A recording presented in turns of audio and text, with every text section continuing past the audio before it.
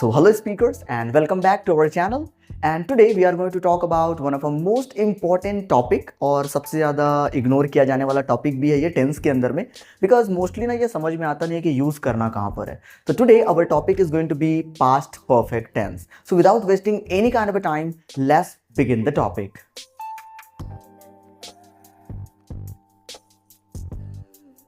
So this is our topic as I just told you, and by the end of this video, जब तक ये video खत्म होगा तो आप सिर्फ और सिर्फ ग्रामेटिकल के रूल ही नहीं सीखोगे, बल्कि आपको ये भी पता चल जाएगा कि इस तरह के सेंटेंसेस को हम अपने रेगुलर लाइफ में इस्तेमाल कैसे करते हैं. And do you know that why we really ignore it? The main problem come here is it Hindi. ये इसका हिंदी है. एक्चुअली हमारे दिमाग में ना हिंदी जो बचपन से डला हुआ है, दैट इज अवर चुका था. हम लोग ऐसे हिंदी ढूंढने की कोशिश करते हैं जो ना हम अपने रेगुलर लाइफ में चुका था से बनाते हैं. अब जस्ट इमेजिन आप नहीं यूज करते हो चुका था, कि मैं खाना रख चुका था, या बोला जाए कि मैं होमवर्क कर चुका था. I don't say personally, if I will just talk about my own self, I do not speak this kind of a Hindi. और आई थिंक दैट कि आप भी इस तरह की हिंदी नहीं बोलते होंगे. सो व्हाट वी स्पीक, हम बोलते हैं कि मैंने खाना रख दिया था, या तो मैंने होमवर्क कर लिया था, मैं वहाँ गया था. तो ये इस तरह का सेंटेंसेस होता है. तो first of all you really need to understand that what kind of Hindi you really speak, and then you will be able to speak in English. आप उसको इंग्लिश में आराम से बोल लोगे.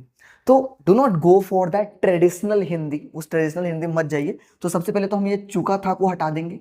आई am not saying that this is wrong, I am saying that it is old fashion. We do not use in our Hindi. हम इसकी हिंदी में इस्तेमाल नहीं करते.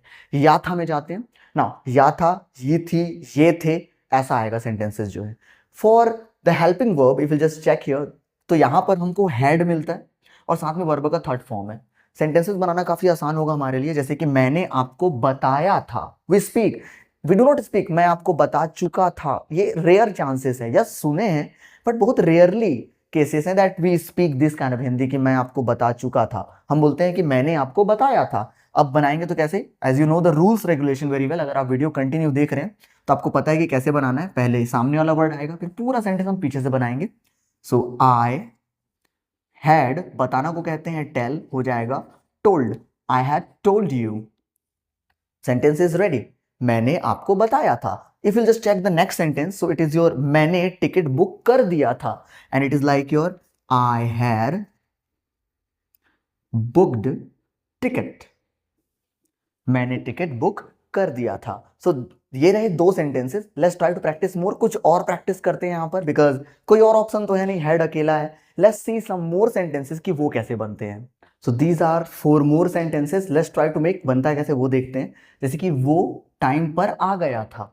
इस सेंटेंस को अगर बनाएंगे तो ये ऐसा हो जाएगा, he had come on time.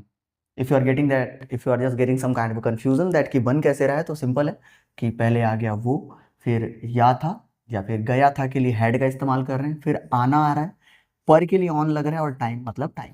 तो सिमिलर है, वैसे ही है बनने बनाने का तरीका. जैसे कि हमने बात कर लिया था, so it is going to be that we had talked.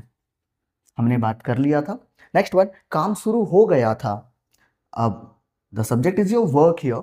The work had started. काम शुरू हो गया था.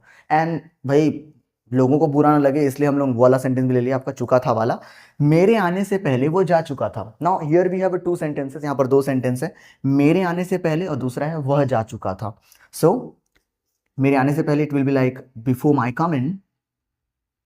ऑलवेज रिमेंबर दैट कि पूरे प्रीपोजिशन में सिर्फ टू एक ऐसा प्रीपोजिशन है जिसके साथ आप लोग वर्ब का फर्स्ट फॉर्म लगाएंगे, एंड रिमेनिंग जितने भी बच गए हमारे, we use verb fourth form with every single preposition, no matter it is on, to, on, in, off, before, after, while, during.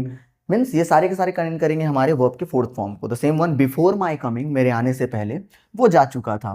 So he had gone. This, तो before my coming he had gone, मेरे आने से पहले वो जा चुका था. So these are the sentences. Now let's see that what are going to be the rules and regulation of it.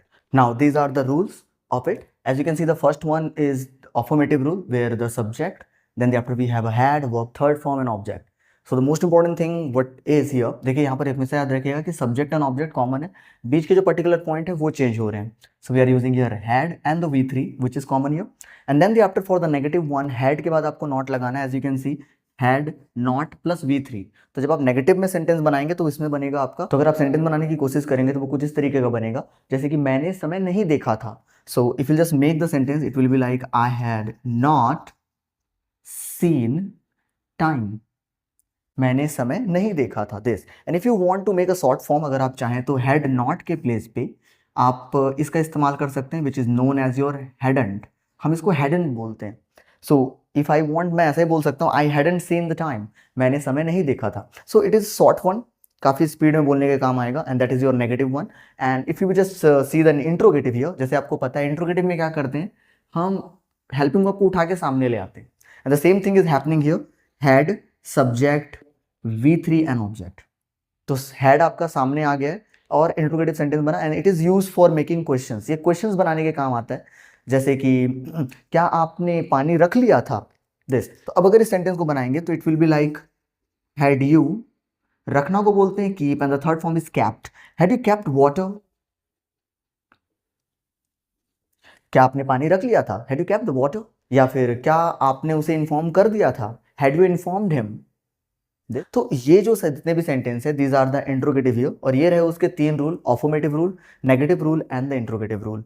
I hope that it is clear to you. Now let's make some sentences, कुछ sentences बनाने की कोशिश करते again, and let's see that वो बनता है या नहीं बनता हमसे। Let's see the first one, उसने कुछ भी नहीं बताया था। तो the sentence will B he had not, because the sentence is negative, उसने कुछ भी नहीं बताया था, he had not told anything. Now the next one is your, क्या वह डर गई थी। हम लोग कई बार पूछते क्या वो डर गई थी, दिस। सो क्या है सामने में, and we are going to use your had she scared. क्या वो डर गई थी, has she scared. And the last one, बारिश थम चुका था। सो रैन हैड स्टॉप्ड, बारिश थम चुका था।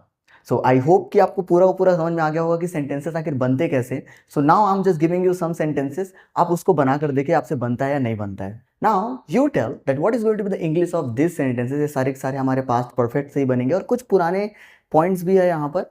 सो जाने से पहले मैंने दरवाजा बंद कर दिया था, हमने उसे समझाया था। थर्ड नंबर, ट्रेन समय पर आ गया था। फोर्थ नंबर, उसने मेरी बातें नहीं मानी थी, समटाइम वी से। नंबर फिफ्थ, मुझे मौका ही नहीं मिला था। सिक्स नंबर, क्या स्टूडेंट्स ने जवाब दिया था। And the last one, seven number, क्या तुम बारिश में भीग गए थे। अब बारिश में भीगना को इंग्लिश में क्या कहते हैं, ये सारी चीजें आप मेरे को बताइएगा, and just comment me down your all the answer so that मैं उसको चेक कर सकूं, और इसके आंसर्स ना मैं आपको नेक्स्ट वीडियो में बताऊंगा। So till then take care, enjoy yourself, I will meet you next time.